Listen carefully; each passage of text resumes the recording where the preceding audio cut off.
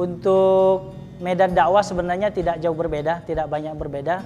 Paling penerimaan masyarakat saja yang sedikit berbeda. Kalau di Cimenyan dulu kita hanya datang pergi, datang mengisi taklim, mengajar anak-anak, pulang.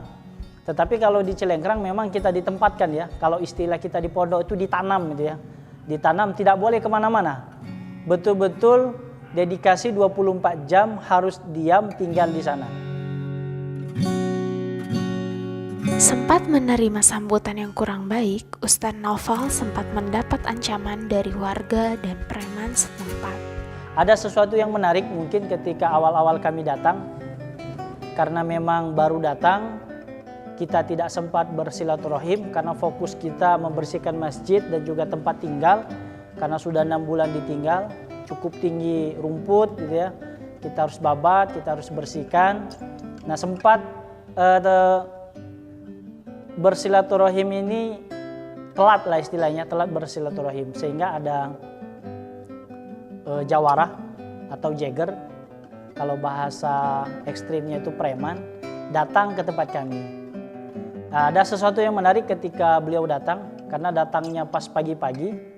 Kebetulan kami dan beberapa orang santri, kita lagi sarapan. Karena dia datang membawa golok dan juga bahasanya nampaknya kurang bersahabat. Ya sempat juga agak gemeteran gitu ya, ciut juga nyalinya. Kenapa datang orangnya gondrong, pakai tato, bawa golok, ini maunya apa? Nah, cuman tetap berupaya menenangkan diri, bagaimana bisa memahami apa maunya si preman ini. Akhirnya ya dengan spontanitas ada ide, ya kita buatkan kopi ya. Sederhana sebenarnya, hanya kopi kami sediakan, kami persilahkan beliau untuk minum. Kami ajak juga sarapan walaupun beliau tidak mau sarapan dengan alasan sudah katanya. Nah, sempat ada kata-kata yang sedikit memojokkan atau menakuti ya. Artinya kalau orang yang berdakwah di sini kalau tidak bagus-bagus ya hilang. Bukan hanya hilang ini, ya hilang nyawa juga. Itu sempat goloknya dikeluar masukkan juga. Dan kami selalu berdoa, mudah-mudahan itu golok tidak keluar dari sarungnya. Ya kebayang kalau keluar. Nah, setelah kita berdiskusi panjang lebar, cerita kesana kemari, akhirnya kami jelaskan siapa kami, dari mana, kehadiran kami itu mau apa.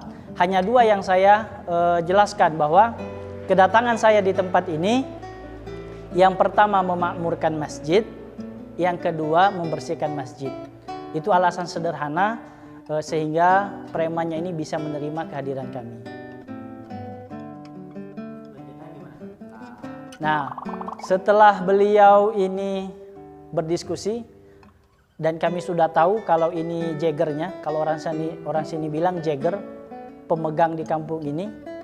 Istilah kalau kita bisa dekat dengan dia insya Allah aman. Cuman kami selalu mencari siasat bagaimana caranya orang ini bisa kita tarik. Paling tidak mengganggu dakwah kami, tidak mengganggu keluarga kami, tidak mengganggu santri yang ada di sini. Akhirnya kita sering bersilaturahim, ya, bersilaturahim, bercerita, menjelaskan keberadaan kami, program selanjutnya seperti apa.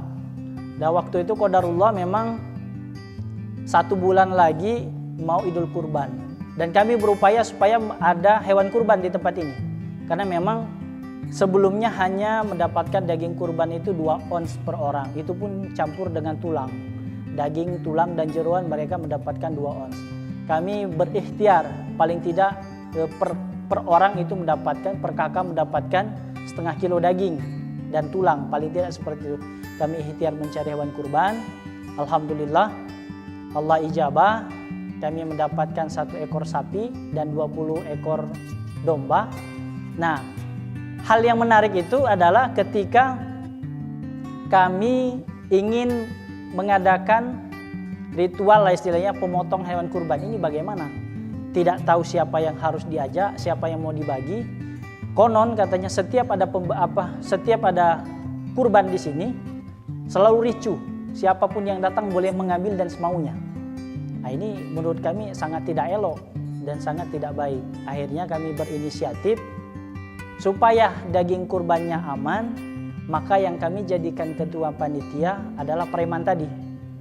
Kami tunjuk premannya, Pak, ini ada sapi, ini ada domba, tugas saya hanya motong, nanti selebihnya terserah Bapak, silakan Bapak ajak orang. Dan betul, si bapaknya mengajak 9 orang jadi 10 dengan bapaknya, semuanya orang yang bertato. Dan alhamdulillah ternyata ada efek baiknya. Setelah beliau menjadi bagian dari kami dan beliau mempromosikan diri kepada masyarakat kalau dia sudah menjadi pengurus masjid. Nah, sehingga dari situ juga dukungan dakwah kami di tempat ini sedikit demi sedikit mulai tumbuh. Kepercayaan masyarakat mulai nampak, anak-anak yang mengaji juga sudah mulai banyak. Sekarang ini daerah binaan kita ada 2 tempat, salah satunya adalah Masjid Baitur Rahman, yang kedua adalah Masjid Al-Azhari di bawah. Itu binaan kita, kalau yang di bawah ada sekitar 60 anak, rutin setiap sore. Kalau di Masjid Baitur Rahman sendiri kita fokus di hafalan Quran, itu kurang lebih ada 25 anak. Dan berkat si Bapak juga, si preman yang mendeklarasikan diri sebagai pengurus masjid, dan kami selalu berdoa supaya beliau itu bisa ke masjid.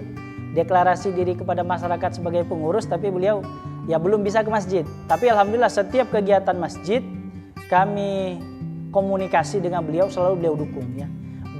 Baik secara moral maupun material. Beberapa kali kita membutuhkan bantuan beliau bantu dengan sukarela. Dan alhamdulillah juga berkat promosi beliau juga mulai ada ibu-ibu yang ikut mengaji ya.